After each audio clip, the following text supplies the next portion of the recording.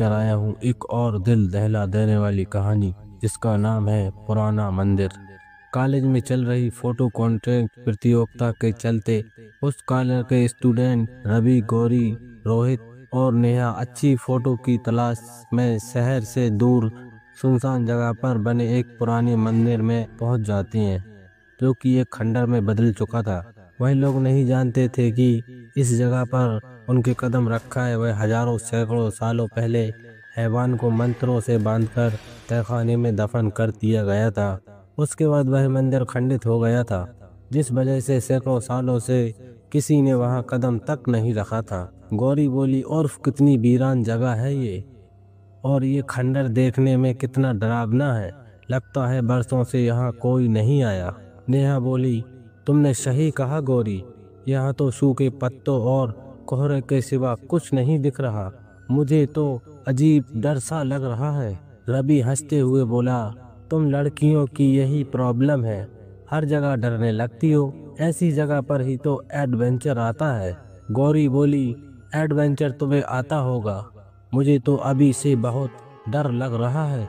देखो ये पुराना मंदिर कितना डरावना है। नेहा बोली, क्या हम लोग फोटो शूट करने किसी और जगह नहीं जा सकते?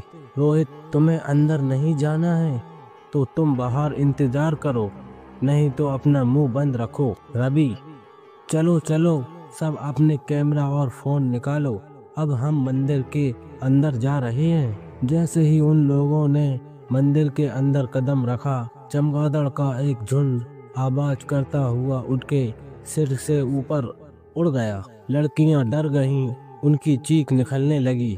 रोहित हंसते हुए, तुम लोग चमगादड़ से भी डर गईं? रवि, सब लोग जरा संभल कर आगे बढ़ना, कोहरा मंदिर के अंदर भी हो रहा है, कहीं किसी ने चोट न लग जाए। नेहा, ये खंडर अंदर से कितना अजीब है, सारे रास्ते एक जैसे लग रहे हैं, जैसे कोई भूल भुलैया हो। खंडर में बनी प्राचीन मूर्तियों की फोटो खींचते हुए धीरे धीरे वह लोग आगे बढ़ रहे थे कि तभी, सब लोग इधर आओ, इस पत्थर पर कोई मैसेज लिखा है। गौरी, तुम्हें तो संस्कृत आती है ना, क्या लिखा हुआ है इसमें? गौरी, यहाँ लिखा है कि 600 साल पहले इस मंदिर के तहखाने में एक आदमखोर हैवान को मंत्रों द्वारा कैद किया गया था, जिस वजह से ये मंदिर श्रापित और अपवित्र है। सब चौंक जाते हैं। नेहा, क्या कहा? मुझे तो पहले से ही ये जगह भूतिया लग रही थी, मेरा कहना मानो, सब लोग वापस चलो। नेहा की बात सुनते ही सब डर गए। रोहित, कोई कहीं नहीं जाएगा, अरे ये सब कहने की बातें हैं। तभी गौरी की चीख सबको चौंका दिया। गौरी, क्या हुआ, तुम चीखी क्यों? लगता है मेरे पैर में कुछ चुभ गया। अरे उसके पैर में से तो खून बह रहा है। जिस जगह गौरी के चोट लगी थी उस जगह के नीचे एक तहखाना था। गौरी के पैर से निकलता खून तहखाने के अंदर टपकने लगा, जिससे सैकड़ों साल से सोया हैवान जाग उठा। अरे ये चारों तरफ इतना कोहरा कैसे बढ़ गया, कुछ दिखाई नहीं दे रहा। तभी अचानक तहखाने का दरवाजा खुल गया और दो भयानक जख्मी हाथ गौरी के पैर पकड़कर अंदर खींच लेते हैं। गौरी की चीख मंदिर में गूंज गई। रवि, अरे ये गौरी कहाँ गई? उसके चीखने की आवाज यहीं से आ रही थी। रोहित, रवि, मुझे लगता है ये कुछ गड़बड़ है, हमें वापस चलना होगा, पर पहले गौरी को ढूंढो। डर की वजह से सबके दिल जोर जोर से धड़क रहे थे। गौरी कहीं भी नजर नहीं आ रही थी। नेहा बोली, कहीं ऐसा तो नहीं कि उस पत्थर पर लिखी बात सच हो और यहाँ आकर हमने बहुत बड़ी गलती कर दी हो? रोहित बोला, तुम बेवकूफ हो, आज के जमाने में भी भूत प्रेतों की बातों पर भरोसा कर रहे हो, ये सब अंधविश्वास की बातें हैं। गौरी को ढूंढो, यहीं कहीं होगी। इससे पहले रवि और रोहित गौरी की तलाशते हुए नेहा के चीखने की आवाज सुनाई दी। इस बार हैवान ने नेहा को शिकार बनाया। रवि आवाज की दिशा में दौड़ा। नेहा, नेहा, क्या हुआ तुम्हें? किधर हो तुम? हैवान ने नेहा के बालों को पकड़कर उसे घसीटते हुए तहखाने की तरफ ले गया। रवि को भागते भागते मंदिर के विशाल स्तंभ के पीछे उसे एक आकृति दिखाई दी। रवि डरते हुए, नेहा तुम वहां पर, जवाब दो। जैसे रवि उसके नजदीक पहुंचा, उसके सामने हैवान खड़ा था।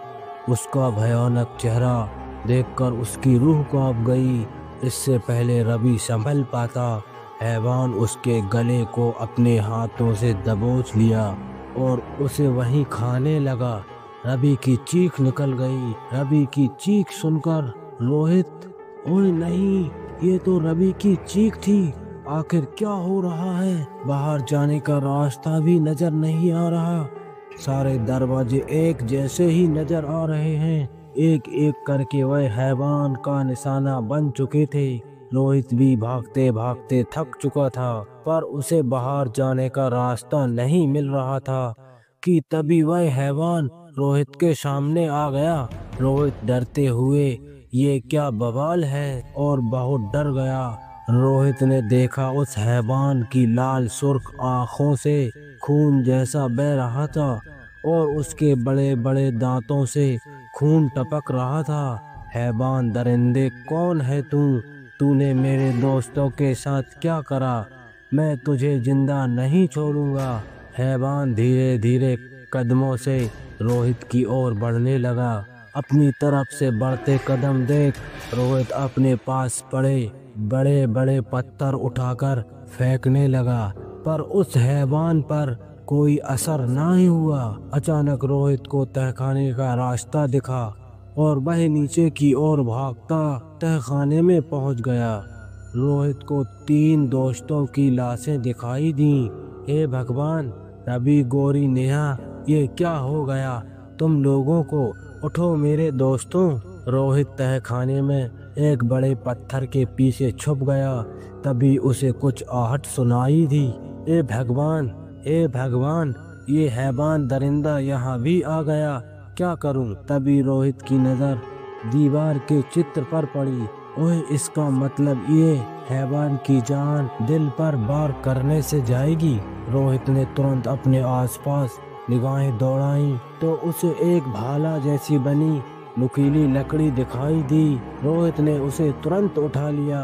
रोहित, आज मैं इस खूनी हैवान को जिंदा नहीं छोड़ूंगा। इसने मेरे दोस्तों को मारा है। इतने में ही रोहित हैवान पर हमला करने गया।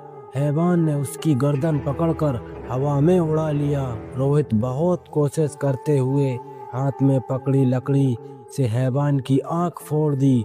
हैवान दर्द के मारे झटपटाने लगा। रोहित ने मौका देखकर दूसरी आंख पर भी वार कर दिया। हैवान चीखने लगा। हैवान के चीखने से मंदिर की दीवारें हिलने लगी। इससे पहले रोहित हैवान के दिल पर वार करता है, हैवान ने रोहित का हाथ पकड़कर उसका हाथ तोड़ दिया, पर रोहित ने हिम्मत नहीं हारी। उसने लकड़ी दूसरे हाथ में पकड़ ली और पूरी ताकत से हैवान के सीने पर वार किया। ये ले शैतान, अब मर। हैवान की खौफनाक चीख से पुराने मंदिर का कोना कोना कांप उठा। रोहित तेजी से सीढ़ियों पर भागने लगा, मगर उस पर पहुंचने की लाख कोशिश करने के बाद भी रोहित वही तहखाने में पहुंच जाता है। रोहित, क्या मुसीबत है? उसके हाथ से खून निकलकर तहखाने में गिरने लगा। इससे पहले रोहित संभल पाता, रोहित के पीछे से 2 हाथों ने रोहित को पकड़कर खा जाता है। इस तरह रोहित बचाओ मुझे चीखते चीखते मर जाता है। आखिरकार रोहित भी हैवान का निवाला बन गया और उस मंदिर में पहले जैसा सन्नाटा बसर गया। दोस्तों, आपको अगर हमारी कहानी अच्छी लगी तो लाइक कमेंट ज़रूर करें और हमारे चैनल को सब्सक्राइब करें। धन्यवाद।